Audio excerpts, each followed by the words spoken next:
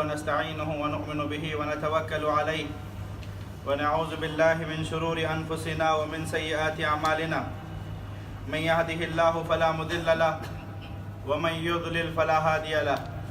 وأشهد أن لا إله إلا الله وحده لا شريك له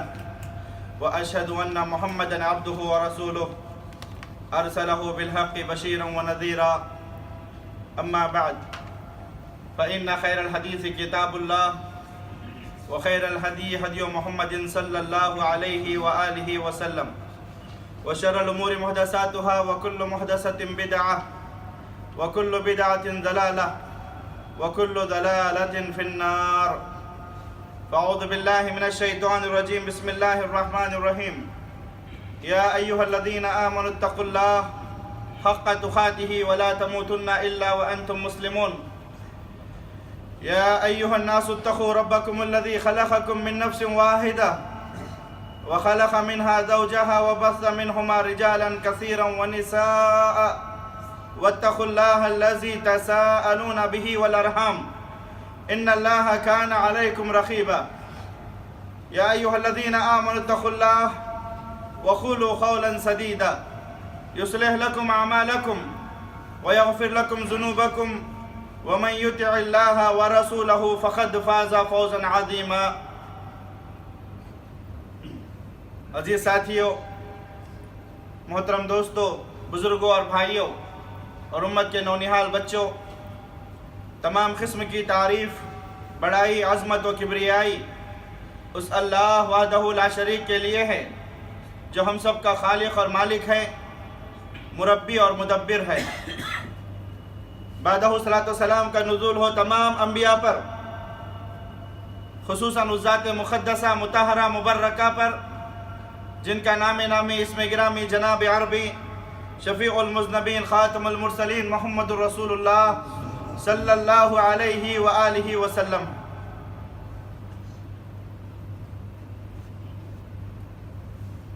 محترم دوستو، محرم کا مہینہ جب ختم ہو جاتا ہے تو اس کے بعد عربی تاریخ کے حساب سے یا ہجری تاریخ کے حساب سے سفر کا مہینہ شروع ہوتا ہے، اور یہ ایام جن ایام سے ہم گزر رہے ہیں یہ سفر کا مہینہ ہے. سفر کا مہینہ اللہ تبارک و تعالیٰ کے پیدا کیے ہوئے دنوں میں سے کچھ دن ہیں. جس طریقے سے عام دنوں کے کچھ احکام ہیں اسی طرح سے ان دنوں کے بھی کچھ احکام ہیں. لیکن سفر کا مہینہ، سفر کے مہینے کے سلسلے میں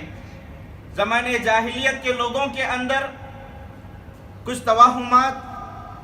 کچھ بدشگونیاں اور کچھ بدفعلیاں پائی جاتی تھیں. اللہ کے رسول صلی اللہ علیہ وسلم، اللہ کے نبی محمد رسول اللہ صلی اللہ علیہ وسلم نے ان تمام چیزوں کا خاتمہ کرتے ہوئے اعلانیہ طور پر بیان فرمایا. بخاری اور مسلم کی روایت ہے جس کے راوی حضرت ابو ہریرہ رضی اللہ تعالیٰ عنہ ہے. پیارے رسول صلی اللہ علیہ وسلم فرماتے ہیں کہ لا عدوى ولا طیارہ ولا حامہ ولا سفر وفر من المجذوم كما تفر من الاسد. پیارے رسول صلی اللہ علیہ وسلم نے اس حدیث مبارکہ میں امت مسلمہ کو کئی چیزوں کی تعلیمات دی ہیں. میں آپ سے چاہوں گا کہ ان تعلیمات کو غور سے سماعت فرمائیں. کچھ بدعتیں، کچھ کام، کچھ چیزیں زمانے جاہلیت کے اندر پائی جاتی تھیں، مگر نعوذ باللہ آج وہ چیزیں، وہ کام، وہ عادتیں امت مسلمہ میں سے کئی لوگوں کے اندر پائی جا رہی ہیں. اللہ کے رسول صلی اللہ علیہ وسلم انہی چیزوں کا، انہی بدعتوں کا خاتمہ کرتے ہوئے فرمایا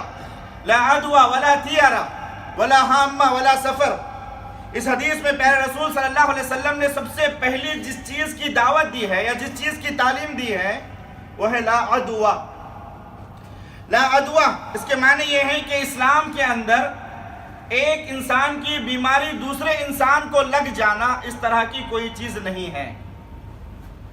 مثلا اگر آپ کسی بیمار کے پاس بیٹھے ہیں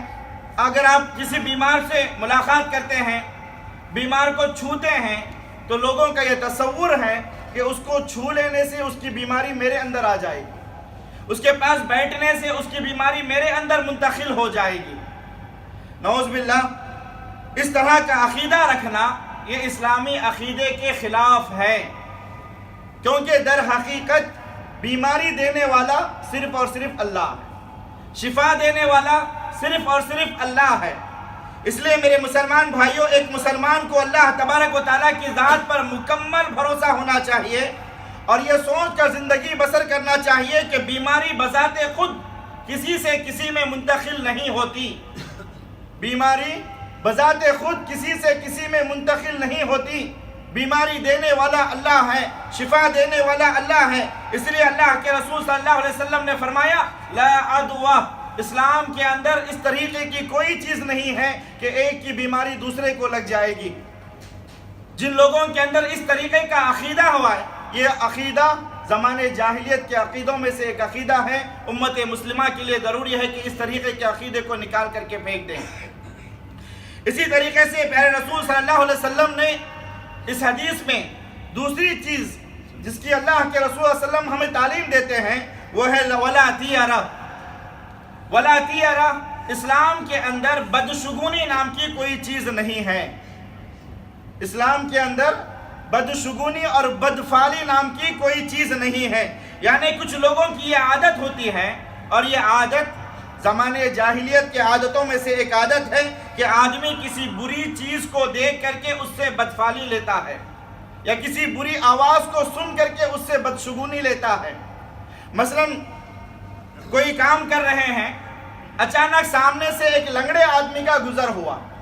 آپ کچھ کام کر رہے ہوتے ہیں، اچانک سامنے سے ایک لنگڑا آدمی لنگڑتا ہوا گزرتا ہے، تو آدمی کا یہ تصور ہوتا ہے کہ میرے سامنے سے اب لنگڑا گزر گیا ہے، اب یہ میرا کام مکمل نہیں ہوگا، یا پھر میں اس کام میں کامیاب نہیں ہوں گا۔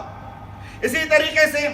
کوئی بری آواز کو سن کر کے آپ اس سے بدفعلی نہ لیں۔ مثلا آپ آپس میں بیٹھ کر کے گفتگو کر رہے ہیں، کسی کام کے سلسلے میں، کسی چیز کے سلسلے میں بیٹھ کر کے باتیں کر رہے ہیں، اچانک کسی نے کہہ دیا کہ بھئی آپ کا یہ کام نہیں ہوگا،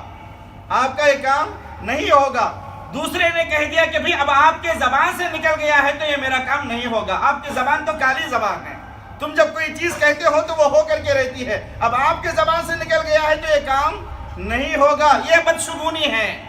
یہ بدفعلی ہے۔ اسلام اس قسم کی عادتوں سے اپنے ماننے والوں کو روکتا ہے۔ نبی کریم صلی اللہ علیہ وسلم نے فرمایا ولا تیرہ، اسلام کے اندر بدشگونی نام کی کوئی چیز نہیں ہے، چاہے وہ بدشگونی کسی چیز کو دیکھ کر کے لیا جائے یا کسی کی آواز کو سن کر کے لیا جائے۔ اسی طریقے سے نبی کریم صلی اللہ علیہ وسلم نے تیسری چیز کی جو تعلیم دی ہے وہ ہے ولا ہامہ۔ ولا ہامہ، پرندے کی پکار سے، پرندے کی آواز سے بدشگونی لینا، پرندے کی پکار سے بدفعلی لینا۔ مثلا اگر کسی کے گھر پر الو بیٹھ جائے اور پکارنا شروع کر دے تو لوگوں کا یہ تصور ہوتا ہے کہ وہ موت کی دعوت دے رہا ہے۔ لوگ کہتے ہیں کہ جی اس کے گھر پر بیٹھ کر کے الو پکار رہا ہے تو اب اس گھر والوں کا کچھ نقصان ہونے والا ہے، کچھ خسارہ ہونے والا ہے، کچھ برا ہونے والا ہے۔ اسلام اس قسم کے تصورات سے پاک ہے۔ اسلام ایسی سوچ رکھنے سے منع کرتا ہے، کیونکہ الو وہ ایک پرندہ ہے، عام پرندوں کی طرح۔ جس طریقے سے دوسرے پرندے زندگی گزار رہے ہیں، ایسے ہی وہ بھی پرندہ زندگی بسر کر رہا ہے۔ الو کے پکارنے سے نہ تو کسی کا فائدہ ہوگا نہ تو کسی کا نقصان ہوگا۔ الو نہ تو کسی کو فائدہ پہنچا سکتا ہے نہ تو نقصان پہنچا سکتا ہے، بلکہ وہ ایک پرندہ ہے عام پرندوں کی طرح۔ اس لیے اس پرندے کے سلسلے میں کسی بھی قسم کا عقیدہ رکھنا یہ زمانے جاہلیت کے عقیدوں میں سے ایک عقیدہ ہے، یا زمانے جاہلیت کے عادتوں میں سے ایک عادت ہے، اور اسلام اس قسم کی عادتوں سے بالکل پاک ہے۔ کچھ لوگ کوے کی آواز سے بدشگونی لیتے ہیں، اور کچھ لوگوں کا یہ عقیدہ ہے کہ فلاں کام کرنے ہم جا رہے ہیں، سامنے سے اگر بلی راستہ کاٹ لے، بلی گزر جائے، کالی بلی گزر جائے تو لوگ یہ سمجھتے ہیں کہ ہمارا کام نہیں ہوگا، جس کام کے لیے میں جا رہا ہوں اب وہ کام مکمل ہونے والا نہیں ہے، آدمی کام سے واپس لوٹ جاتا ہے۔ تو یہ سب کے سب بدشگونیاں ہیں۔ ان تمام چیزوں کو نبی کریم صلی اللہ علیہ وسلم نے بے بنیاد قرار دیا ہے، بے بنیاد قرار دیا ہے۔ زمانے جاہلیت کے لوگوں کا یہ بھی عقیدہ تھا کہ اگر کسی آدمی کو قتل کر دیا گیا تو اس کی روح الو کی شکل میں یا پرندے کی شکل میں کسی پرندے کی شکل میں آ کر کے قاتل کے گھر پر بیٹھ جاتی ہے اور پکارتی رہتی ہے، گویا اس کی روح بھٹکتی رہتی ہے۔ اسلام نے ان تمام چیزوں کا خاتمہ کرتے ہوئے نبی کریم صلی اللہ علیہ وسلم نے فرمایا وَلَا حَامَّ، پرندے کی آواز سے بدشگونی اور بدفعلی لینا یہ اسلام کی عادتوں میں سے کوئی عادت نہیں ہے، بلکہ یہ زمانے جاہلیت کی عادتوں میں سے عادت ہے۔ امت مسلمہ کو اس سے گریز کرنا چاہیے۔ اسی طریقے سے اللہ کے رسول صلی اللہ علیہ وسلم نے چوتھی چیز کی جو تعلیم دی اس حدیث مبارکہ کے اندر وہ ہے وَلَا سفر، سفر کے مہینے کو منحوس سمجھنا، سفر کے مہینے کو برا سمجھنا، سفر کے مہینے سے بدفعلی لینا، سفر کے مہینے سے بدشگونی لینا یہ اسلام کی عادتوں میں سے نہیں ہے۔ نبی کریم صلی اللہ علیہ وسلم کا یہ فرمان کہ ولا سفر نام کی اسلام میں کوئی چیز نہیں ہے، اس کی تشریح میں اہل علم کہتے ہیں کہ نبی کریم صلی اللہ علیہ وسلم نے اس حدیث مبارکہ کے اندر ان لوگوں کا رد فرمایا ہے جو لوگ سفر کے مہینے سے بدشگونی لیتے ہیں یا بدفعلی لیتے ہیں۔ اہل علم کہتے ہیں کہ زمانے جاہلیت کے اندر سفر نام کی ایک بیماری ہوا کرتی تھی اور یہ بیماری اونٹ کے پیٹ میں پیدا ہوتی تھی، اور زمانے جاہلیت کے لوگوں کا یہ عقیدہ تھا، یہ تصور تھا کہ یہ سمجھتے تھے کہ اگر یہ بیماری کسی ایک اونٹ کے اندر آ جائے، کسی ایک اونٹ کے اندر پیدا ہو جائے تو یہ بیماری پورے جانوروں کے اندر پھیل جائے گی۔ اللہ کے رسول صلی اللہ علیہ وسلم نے فرمایا ولا سفر نام کی کوئی بیماری شریعت اسلامیہ کے اندر نہیں پائی جاتی، اس طرح کا کوئی مرض اللہ تبارک و تعالیٰ نے نہیں پیدا فرمایا ہے۔ اس کی تشریح میں ابن عثیمین رحمۃ اللہ علیہ فرماتے ہیں کہ نبی کریم صلی اللہ علیہ وسلم نے اس حدیث مبارکہ کے اندر جو سفر کا تذکرہ فرمایا ہے اس سے مراد لوگوں کے دل و دماغ کے اندر جو تصور بنا ہوا ہے کہ سفر کا مہینہ منحوس ہے، سفر کا مہینہ برا ہے، سفر کے مہینے میں کوئی اچھے کام نہیں کرنا چاہیے، اللہ کے رسول صلی اللہ علیہ وسلم نے ان کا رد فرمایا۔ اور آپ نے مزید یہ بات بھی بیان فرمائی کہ زمانوں کا، سالوں کا، مہینوں کا، دنوں کا، وقت کا اللہ تبارک و تعالیٰ کی تقدیر میں کوئی دخل نہیں ہے، کیونکہ سارے زمانے، سارے مہینے، سارے دن اور سارے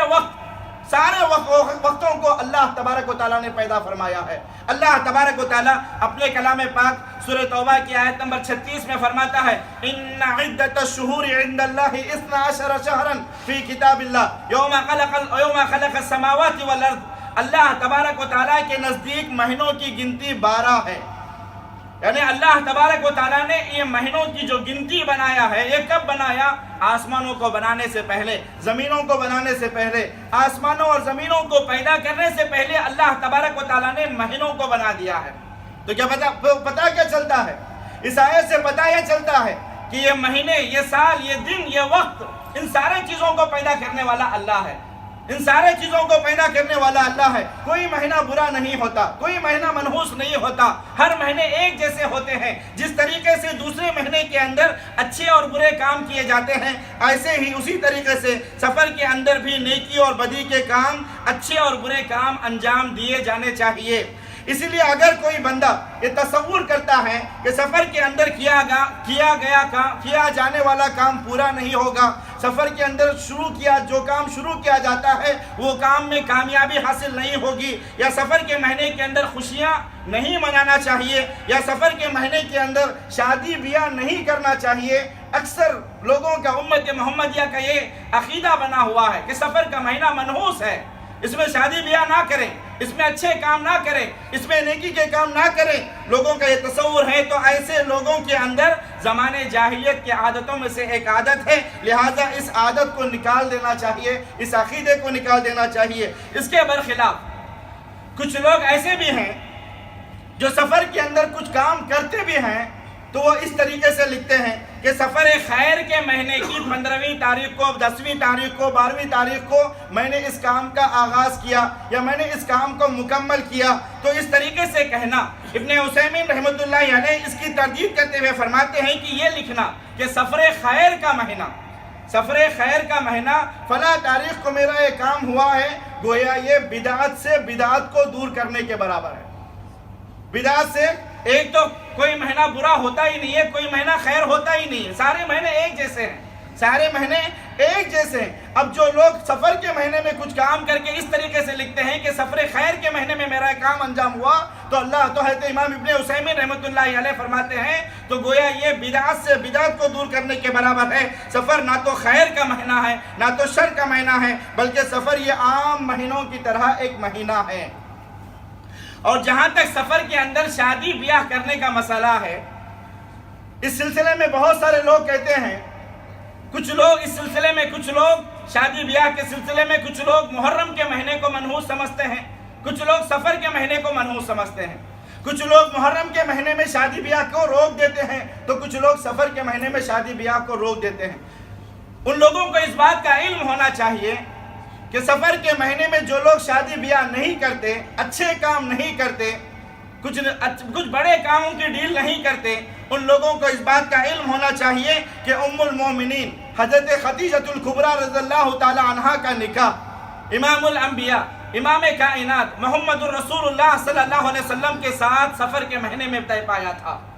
سفر کی 25 تاریخ تھی، اس تاریخ کو اللہ کے رسول صلی اللہ علیہ وسلم نے ام المومنین حضرت خدیجۃ الکبریٰ رضی اللہ تعالی عنہا کے ساتھ نکاح کیا۔ اللہ کے رسول صلی اللہ علیہ وسلم نے نکاح کیا، اور ہم امت محمدیہ صلی اللہ علیہ وسلم، اور ہم امت محمدیہ جو اللہ کے رسول صلی اللہ علیہ وسلم کو اپنا نبی مانتے ہیں، اپنا رسول مانتے ہیں، اپنا پیغمبر مانتے ہیں، اپنا آئیڈیل مانتے ہیں، آئیڈیل ماننے والے صرف سفر کے مہینے کو اگر منحوس سمجھتے ہیں تو پھر یہ کیا آئیڈیل ماننا ہوا؟ یہ اللہ کے رسول صلی اللہ علیہ وسلم کی سنت نہیں ہوئی۔ میرے بھائیوں، یہ جاہلانہ رسم ہے، اس رسم سے توبہ کریں۔ سفر کا مہینہ منحوس نہیں ہوتا، اس میں شادی بیاہ کیے جانے چاہیے۔ اسی طریقے سے اللہ کے رسول صلی اللہ علیہ وسلم کی چہیتی بیٹی، آپ صلی اللہ علیہ وسلم کی لخت جگر، آپ صلی اللہ علیہ وسلم کی نور نظر حضرت فاطمہ الزہرا رضی اللہ تعالیٰ عنہ کا نکاح حضرت علی ابن ابی طالب رضی اللہ تعالیٰ عنہ سے سفر کے مہینے میں طے پایا تھا، سفر کے مہینے میں ہی طے پایا ہے۔ امام ابن کثیر رحمۃ اللہ علیہ فرماتے ہیں، اما فاطمہ الزہرا رضی اللہ تعالیٰ عنہ فتزوجها ابن عمها علی ابن ابی طالب رضی اللہ تعالیٰ عنہ فی سفر۔ فرماتے ہیں کہ فاطمہ رضی اللہ تعالیٰ عنہ سے ان کے چچا زاد بھائی حضرت علی رضی اللہ تعالیٰ عنہ نے سفر کے مہینے میں نکاح کیا، اور یہ سن 2 ہجری کا واقعہ ہے۔ حضرت فاطمہ اور حضرت علی رضی اللہ تعالیٰ عنہما سے، ان کے مبارک نکاح سے حضرت حسن پیدا ہوئے، حسین پیدا ہوئے، محسن پیدا ہوئے، زینب پیدا ہوئی، ام کلثوم پیدا ہوئے۔ یہ 5 بچے ان کے اس مبارک نکاح سے پیدا ہوئے، اور یہ اللہ کے رسول صلی اللہ علیہ وسلم کے نواسے اور نواسیاں تھیں۔ عزیز ساتھیوں، سفر کے مہینے میں انہوں نے نکاح کیا۔ اس بات سے صاف واضح ہو جاتا ہے کہ سفر کا مہینہ منحوس مہینہ نہیں ہے۔ سفر میں کیے جانے والی شادیاں ٹوٹتی نہیں ہیں، سفر میں کیے جانے والی شادیوں میں بھی برکت ہوتی ہے۔ اور مہینوں کی طرح سفر کا مہینہ یہ عام مہینوں کی طرح ایک مہینہ ہے، اس کے اندر بھی شادی بیاہ، خوشی غم، ہر قسم کے معاملات طے کیے جانے چاہیے۔ ہاں، یہ اور بات ہے، سفر کے مہینے کے اندر کی جو بدعتیں ہیں، ان بدعتوں میں سے ایک بدعت یہ ہے جو آج امت مسلمہ کے اندر رواج کر گئی ہے، گھر کر گئی ہے، یا پھر ہمارے علاقوں کے اندر اکثر و بیشتر لوگ اس کے اندر ملوث ہیں، وہ ہے وہ یہ ہے کہ سفر کے مہینے کی آخری بدھ کو، آخری چاشمے کے لحاظ سے خوشی کے کچھ پروگرام کرنا،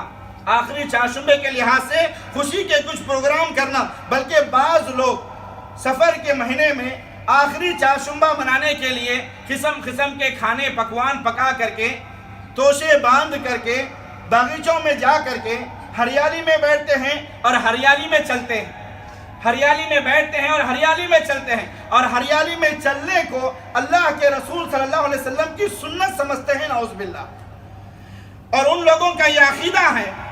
کہ اللہ کے رسول صلی اللہ علیہ وسلم کی، نبی کریم صلی اللہ علیہ وسلم کو آخری بدھ کو، یعنی سفر کے آخری بدھ کو، آخری چاشمے کو، آپ صلی اللہ علیہ وسلم کی بیماری میں، آپ کی علالت میں، آپ کی مرض الموت میں کمی آئی، اور اللہ کے رسول صلی اللہ علیہ وسلم اس دن غسل کر کے نزہت اور تفریح کے لیے نکلے تھے۔ نصرت اور تفریح کے لیے نکلے تھے، اور اسی کی خوشی میں ہم امت محمدیہ صلی اللہ علیہ وسلم آخری چہارشنبے کو قسم قسم کے کھانے پکا کر کے، توشے باندھ کر کے، باغیچوں میں جا کر کے ہم لوگ ہریالی میں چلتے ہیں، ہم لوگ ہریالی میں چلتے ہیں اور لوگوں کو کھانا بھی کھلاتے ہیں۔ یہ نعوذ باللہ ایک طرح کی کھلی گمراہی ہے۔ اس سلسلے میں ہم تمام کو یہ جان لینا چاہیے کہ یہ ایک منکر عمل ہے، یہ ایک منکر عمل ہے اور کھلی گمراہی اور کھلی بدعت ہے، کھلی گمراہی اور کھلی بدعت ہے۔ شریعت اسلامیہ کے اندر اس قسم کا کوئی رواج نہیں ہے، شریعت اسلامیہ کے اندر اس قسم کی کوئی سنت آپ کو نہیں ملے گی، نعوذ باللہ۔ اور تو بتاتا چلو عزیز ساتھیوں، اس سلسلے میں بہت سارے اہل علم نے وضاحت کے ساتھ بیان فرمایا ہے کہ سفر کے آخری بدھ کو، آخری چہارشنبے کو اللہ کے رسول صلی اللہ علیہ وسلم کی باری حضرت میمونہ رضی اللہ تعالی عنہا کے گھر پر تھی۔ آپ جانتے ہیں کہ محمد رسول اللہ صلی اللہ علیہ وسلم کی کئی ازواج مطہرات تھیں، اور آپ صلی اللہ علیہ وسلم ہر رات امہات المومنین میں سے ایک ماں کے یہاں پر، ایک بیوی کے یہاں پر، امہات المومنین میں سے ایک بیوی کے پاس اللہ کے رسول صلی اللہ علیہ وسلم رات گزارا کرتے تھے۔ اور اس رات، جو رات سفر کا آخری چہارشنبہ تھا، اس رات کو حضرت میمونہ رضی اللہ تعالی عنہا کے گھر پر اللہ کے رسول صلی اللہ علیہ وسلم کی باری تھی۔ نبی کریم صلی اللہ علیہ وسلم حضرت میمونہ رضی اللہ تعالی عنہا کے گھر پر آرام فرما رہے تھے۔ اللہ تبارک و تعالیٰ کی جانب سے پیغام آیا، نبی کریم صلی اللہ علیہ وسلم اس رات بیدار ہوئے اور اپنے آزاد کردہ غلام حضرت ابو موہبہ رضی اللہ تعالی عنہ کو اللہ کے رسول صلی اللہ علیہ وسلم نے اٹھایا۔ حضرت ابو موہبہ رضی اللہ تعالیٰ عنہ کو اللہ کے رسول صلی اللہ علیہ وسلم نے جگایا اور فرمایا کہ اے ابو موہبہ اٹھو، اللہ تبارک و تعالیٰ کی جانب سے حکم آیا ہے، اللہ تبارک و تعالیٰ کی جانب سے حکم ملا ہے کہ میں جنت البقیع جاؤں، اہل بقیع کی زیارت کروں اور ان کے لیے مغفرت کی دعا کروں۔ غور کرنے کی بات ہے دوستو، یہاں لوگوں کا یہ عقیدہ بنا ہوا ہے کہ اللہ کے رسول صلی اللہ علیہ وسلم کی بیماری میں کمی آئی تھی، نبی کریم صلی اللہ علیہ وسلم نزہت اور تفریح کے لیے باغیچے میں گئے تھے۔ لیکن حدیث کیا بتاتی ہے؟ حدیث یہ بتاتی ہے کہ اللہ کے رسول صلی اللہ علیہ وسلم اس رات کو باغیچے میں نہیں بلکہ قبرستان میں گئے تھے۔ اللہ کا حکم ہوا، نبی کریم صلی اللہ علیہ وسلم اس رات اٹھ کر کے جنت البقیع گئے، اہل بقیع کی زیارت کی، ان کی مغفرت کی دعا کر کے اللہ کے رسول صلی اللہ علیہ وسلم وہاں سے واپس آئے۔ حضرت ابو موہبہ رضی اللہ تعالیٰ عنہ فرماتے ہیں کہ رسول اکرم صلی اللہ علیہ وسلم قبرستان سے واپس ہوئے تو آپ صلی اللہ علیہ وسلم کے سر میں سخت درد شروع ہوا، بے انتہا شدید درد شروع ہوا، اور یہی درد آپ صلی اللہ علیہ وسلم کی علالت، آپ صلی اللہ علیہ وسلم کی بیماری اور آپ صلی اللہ علیہ وسلم کی مرض الموت کا سبب بنا۔ عزیز ساتھیوں، تاریخ پڑھو، تاریخ کی کتابیں پڑھو، یہ افسانے، یہ ناولیں، یہ ملاؤں کے باتوں میں نہ آئیں، یہ سارے کے سارے بدعتیں ہیں، یہ گمراہیاں ہیں جو آخری چہارشنبے کو کیے جاتے ہیں۔ یہاں تک کہ امام شبلی نعمانی رحمۃ اللہ علیہ جو بڑے مشہور مورخ گزرے ہیں، وہ فرماتے ہیں کہ محمد رسول اللہ صلی اللہ علیہ وسلم کی علالت اور آپ کی بیماری اور آپ کی مرض الموت کا جو آغاز ہوا وہ سفر کی آخری بدھ تھا، سفر کا آخری چہارشنبہ تھا۔ علالت کے 5 دن حضرت اللہ کے رسول صلی اللہ علیہ وسلم حضرت عائشہ رضی اللہ تعالی عنہا کے سوا دوسرے امہات المومنین کے پاس گزارے۔ علالت کے، بیماری کے مکمل 13 دن تھے۔ کتنے دن تک اللہ کے رسول صلی اللہ علیہ وسلم بیمار رہے؟ 13 دن تک مکمل بیمار رہے، 13 دن تک اللہ کے رسول صلی اللہ علیہ وسلم بیمار رہے۔ جب آپ صلی اللہ علیہ وسلم کی بیماری بڑھتی چلی گئی تو آپ صلی اللہ علیہ وسلم نے امہات المومنین سے پوچھنا شروع کر دیا، این انا غدن، این انا غدن، کل میری باری کس کے پاس ہے، کل میری باری کس کے پاس ہے؟ امہات المومنین آپ صلی اللہ علیہ وسلم کی ازواج مطہرات نے بھانپ لیا کہ اللہ کے رسول صلی اللہ علیہ وسلم ام المومنین حضرت عائشہ صدیقہ رضی اللہ تعالی عنہا کے گھر پر بسیرا کرنا چاہتے ہیں یا وہاں پر رہنا چاہتے ہیں۔ تو سب نے اجازت دے دی، کہا اے اللہ کے رسول صلی اللہ علیہ وسلم، آپ جہاں چاہیں رہیں، آپ جہاں چاہیں، آپ کو جہاں خوشی ملتی ہے آپ وہاں رہ سکتے ہیں، ہماری طرف سے کھلی اجازت ہے۔ آپ صلی اللہ علیہ وسلم نے ام المومنین حضرت عائشہ صدیقہ رضی اللہ تعالی عنہا کے یہاں قیام فرمایا۔ آپ صلی اللہ علیہ وسلم کو حضرت عباس اور حضرت علی رضی اللہ تعالی عنہما نے سہارا دے کر کے حضرت عائشہ رضی اللہ تعالی عنہا کے کمرے تک پہنچایا۔ اور یہ دن بدھ کا دن تھا، یہ مہینہ سفر کا مہینہ تھا، اس طریقے سے سفر کا مہینہ تھا، تو آخری بدھ کو، آخری چاشمبے کو یہ سمجھنا کہ محمد رسول اللہ صلی اللہ علیہ وسلم کی بیماری میں کمی آئی تھی، آپ نے غسل کیا، نزہت اور تفریح کی، یہ ساری باتیں بے بنیاد ہیں، بے دلیل کی ہیں، اس طرح کی کوئی بات حدیث کے اندر نہیں ملتی، یہ سب باتیں غلط ہیں۔ اس کے باوجود بھی اسلام ہمیں اجازت نہیں دیتا کہ اس دن نہ تو خوشی کریں نہ تو غم کریں، اس دن نہ تو خوشی کریں نہ تو غم کریں، بلکہ یہ عام دنوں کی طرح ایک دن ہے۔ اسی طریقے سے سفر کے مہینے کی آخری چاشمبے کی بدعتوں میں سے ایک بدعت یہ ہے جو اکثر ممالک میں پھیلی ہوئی ہے، لوگ اس رات ایک نماز کا اہتمام کرتے ہیں، اور نعوذ باللہ اس نماز کا ایک طریقہ بھی بنایا گیا ہے۔ نمازی اس نماز میں 4 رکعت نماز ادا کرتا ہے، اور اپنے ہر رکعت میں سورہ فاتحہ کے بعد 17 مرتبہ سورۃ الکوثر انا اعطیناک الکوثر کی تلاوت کرتا ہے، 50 مرتبہ سورہ اخلاص قل هو اللہ احد کی تلاوت کرتا ہے، اور ایک مرتبہ قل اعوذ برب الفلق اور قل اعوذ برب الناس کی تلاوت کرتا ہے۔ اتنی لمبی رکعت یہ ہوتی ہے، اور اسی طریقے سے 4 رکعت نمازیں ادا کی جاتی ہیں نعوذ باللہ۔ عزیز ساتھیوں، اور نماز کے ختم ہو جانے کے بعد واللہ غالب علی امرہ ولکن اکثر الناس لا یعلمون، اسے 360 مرتبہ پڑھا جاتا ہے۔ جب اس نماز کے تعلق سے سعودی عرب کی فتاوی کمیٹی سے سوال کیا گیا، ان سے جب سوال کیا گیا تو سعودی عرب کی فتاوی کمیٹی کے علماء نے اس کا جواب دیتے ہوئے فرمایا کہ اس طریقے کی نماز جس کا ذکر سوال میں کیا گیا ہے، اس کا ثبوت نہ تو اللہ تبارک و تعالیٰ کی کتاب قرآن مجید میں ملتا ہے، اور نہ ہی اللہ کے رسول صلی اللہ علیہ وسلم کی سنتوں میں سے کسی سنت کے اندر یہ چیز ملتی ہے، نہ تو اللہ کے رسول صلی اللہ علیہ وسلم کی احادیث مبارکہ میں سے کوئی حدیث اس کے تعلق سے بیان کی گئی ہے، اور نہ ہی صحابہ میں سے کسی صحابی نے اس پر عمل کیا ہے۔ اتنا ہی نہیں بلکہ وہ آگے لکھتے ہیں فتاوی کمیٹی سعودی عرب کی، نہ ہی اہل علم میں سے کسی عالم نے اس حدیث کو بیان کیا ہے، اور نہ ہی اس طریقے کا عمل کیا ہے، اور نہ ہی امت میں سے کسی نیک اور بزرگ آدمی نے نیک اور بزرگ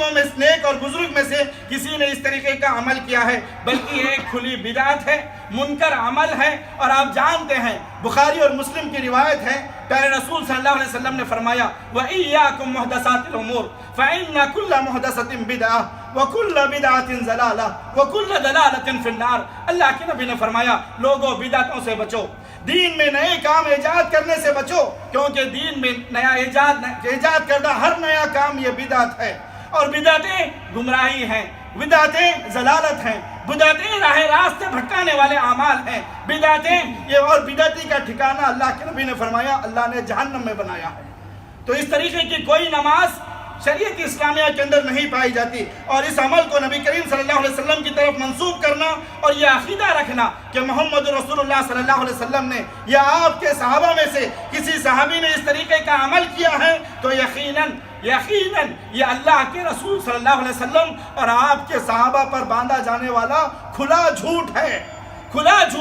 اور اللہ کے رسول صلی اللہ علیہ وسلم فرماتے ہیں من کذب علی متعمدا فلیتبوأ مقعدہ من النار، جس نے مجھ پر جان بوجھ کر کے کوئی جھوٹ باندھا، کوئی جھوٹ بول کر کے اللہ کے رسول صلی اللہ علیہ وسلم کی طرف منسوب کیا، اللہ کے نبی فرماتے ہیں اس نے اپنا ٹھکانہ جہنم میں بنایا، جس کے بارے میں اللہ تبارک و تعالیٰ ضرور سوال کرے گا کل انشاءاللہ تبارک و تعالیٰ، ان جھوٹوں کو کل ضرور سزا ملے گی۔ تو برادران اسلام، یہ مختصر سی باتیں ہیں جو کہ سفر کے مہینے سے تعلق رکھتی ہیں۔ سفر کے مہینہ یہ اللہ تبارک و تعالیٰ کے پیدا کردہ مہینوں میں سے ایک مہینہ ہے، جس طرح دیگر مہینوں میں خیر، اچھائی اور بھلائی کے کام کیے جاتے ہیں، ایسے ہی اس مہینے میں بھی بھلائی اور خیر کے کام کیے جانے چاہیے، اور اس مہینے کے ساتھ کسی بھی طریقے کا کوئی خاص تعلق رکھنا یا کوئی خاص عقیدہ رکھنا یا کوئی خاص عمل کرنا یہ شریعت اسلامیہ کے بالکل خلاف ہے، اسلام اس سے قطعاً منع کرتا ہے۔ اور جہاں تک سفر کے مہینے میں نبی کریم صلی اللہ علیہ وسلم کی سنت سے متعلق کچھ باتیں ہیں، وہ 2-3 باتیں بتا کر کے بات کو ختم کرتا ہوں۔ نبی کریم صلی اللہ علیہ وسلم نے سفر کے مہینے میں کچھ کاموں کو انجام دیا۔ سب سے پہلی چیز جو اللہ کے رسول صلی اللہ علیہ وسلم نے حدیث سے جو سنت سے ثابت ہے وہ یہ ہے کہ نبی کریم صلی اللہ علیہ وسلم نے بذات خود جس غزوے میں شرکت فرمائی وہ غزوہ سفر کے مہینے میں سفر کے مہینے کے اندر آیا تھا. وہ جنگ سفر کے مہینے میں پیش آئی تھی، اور وہ جنگ رسول اللہ صلی اللہ علیہ وسلم کے ہجرت کے 12 مہینے کے بعد جنگ بدر سے کچھ دن پہلے پیش آئی، جس میں اللہ کے رسول صلی اللہ علیہ وسلم نے کچھ صحابہ کو لے کر کے نکلے، اور مشرکین مکہ جو شام سے آ رہے تھے ان کو پکڑ کر کے اللہ کے رسول صلی اللہ علیہ وسلم نے لایا. اور جس جنگ کو تاریخ کی کتابوں میں غزوۃ الابواء اور غزوۃ العدان کے نام سے جانا جاتا ہے، اور اللہ کے رسول صلی اللہ علیہ وسلم اس جنگ میں 15 دن تک مدینہ طیبہ کے باہر رہے، اور یہ جنگ سفر کے مہینے میں پیش آئی تھی. سفر کے مہینے میں پیش آنے والے واقعات میں سے ایک واقعہ ہے. اسی طریقے سے سن 3 ہجری کو ہجرت کے تیسرے سال سفر کے مہینے میں عزال اور الخارہ نام کے 2 قبیلے والے اللہ کے رسول صلی اللہ علیہ وسلم کے پاس آئے. آ کر کے انہوں نے کہا، اے اللہ کے رسول صلی اللہ علیہ وسلم، ہمارے قبیلے والے یہ چاہتے ہیں، ہمارے قبیلے میں سے کئی لوگ اسلام کی رغبت رکھتے ہیں، لہذا آپ اپنے صحابہ میں سے کچھ صحابہ کو بھیجئے، وہ آ کر کے دعوت و تبلیغ کا کام کریں گے تو ہمارے قبیلے کے لوگ اسلام قبول کریں گے. اللہ کے رسول صلی اللہ علیہ وسلم نے صحابہ میں سے 10 جلیل القدر صحابہ اکرام کو ان کے ساتھ روانہ فرمایا، لیکن ان لوگوں نے ان اسلام کے دشمنوں نے